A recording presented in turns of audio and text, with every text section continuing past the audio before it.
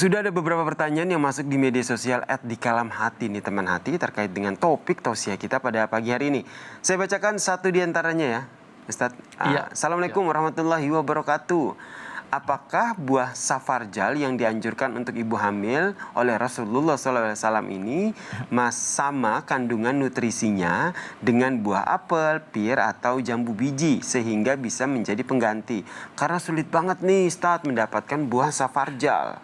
Iya. Nah, saya juga belum tahu tuh bentuknya seperti apa itu buah safarjal.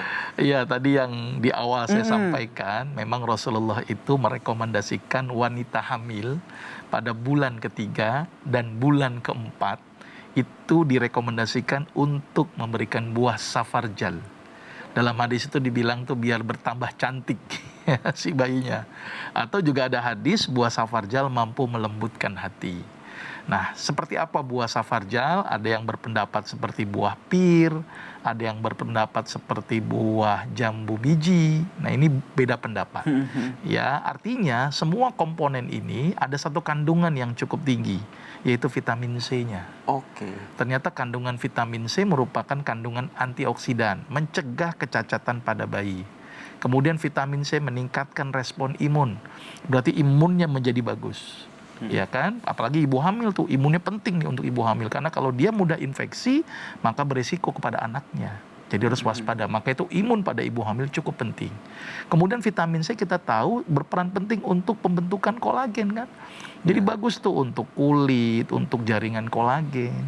Jadi sangat benar direkomendasikan ketika ibu hamil dengan buah-buah tadi. Buah-buah yang tinggi vitamin C, buah-buah yang meningkatkan imun, buah-buah yang mengandung unsur-unsur nutrisi yang luar biasa. Salah satunya adalah safarjal. Nah, ini yang kadang-kadang perlu kita kenalkan. Betul. Karena tidak semua orang tahu tuh ternyata buah safarjal itu memiliki kandungan yang begitu luar biasa, apalagi untuk trimester hamil bulan ketiga, bulan ketiga keempat, dan bulan keempat gitu ya. Itu hadisnya begitu, Kak Yasir. Jadi maka itu kenapa Rasulullah merekomendasikan itu. Oke, kemudian tuh konsumsinya gimana tuh Ustaz? Karena dibilang bagus, ntar makannya banyak lagi. Jadi konsumsinya seperti biasa buah-buah yang lainnya ya, bisa di blender, bisa di juicer, bisa dimakan langsung gitu ya. Tetapi tetap koridornya adalah jangan berlebihan. Konsepnya sih sebenarnya Islam mengajarkan hal yang luar biasa. Makan dengan sewajarnya ya, jangan kurang juga jangan berlebihan. Jadi optimal apa yang dibutuhkan tubuh. Nah, kira-kira begitu Kak Yasir.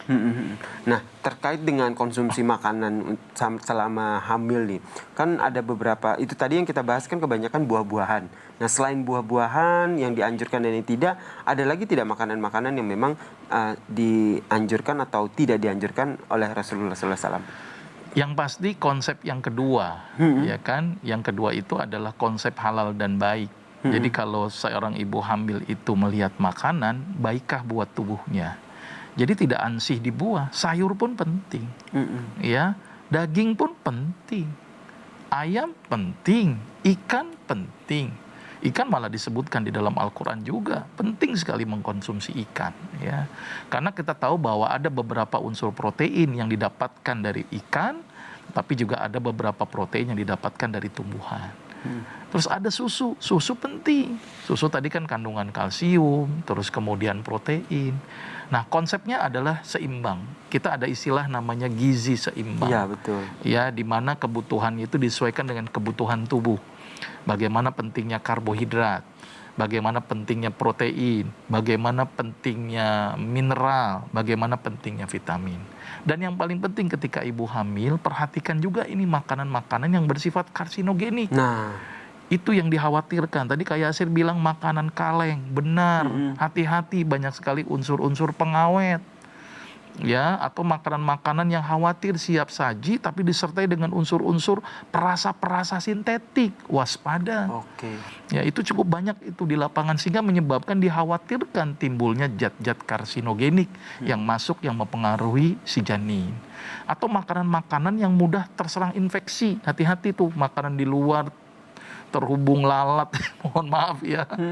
Itu kan jadi tidak bersih, menyebabkan timbulnya infeksi. Ketika infeksi hadir dikhawatirkan bisa mempengaruhi pertumbuhan janin. Maka itu sebaiknya juga diperhatikan aspek makanan tidak hanya baik tapi kebersihannya pun juga tolong diperhatikan. Nah, itu penting tuh. Gitu Kak Yasin. Oke, jadi memang tidak hanya halal baik tapi bersih dan semua aspek diperhatikan ya. Iya, baik itu kan tidak hanya dari sisi komposisi, baik penyajiannya, Iya, betul. baik cara mendapatkannya juga, jangan hasil nyolong misalnya gitu ya. Oke. Jadi baik itu banyak aspek gitu kira Kak Yasin. Terakhir, terkait dengan pola konsumsi. Seperti apa baiknya untuk ibu hamil? Jadi begini, kebutuhan ibu hamil itu meningkat. Maka itu kalau hitungannya dia konsumsi misalnya 1 piring, ini ada nambah lagi nih si janin, ini tambahin dong, jangan 1 piring. Jadi harus berpikir tidak hanya kebutuhan dirinya, tapi juga untuk kebutuhan si janin. Dan biasanya ibu hamil itu suka kalau makan terlalu banyak suka begah, karena terdesak dengan si janin. Maka itu saran saya tuh makan dikit-dikit tapi sering. Itu jauh lebih aman pada ibu hamil. Terima kasih. Ya. Ustadz Dr. Agus Rahmadi telah berbagi tausiah pada pagi hari ini terkait dengan bagaimana pola konsumsi makanan yang baik untuk ibu hamil yang tentu saja dianjurkan oleh agama kita, agama Islam.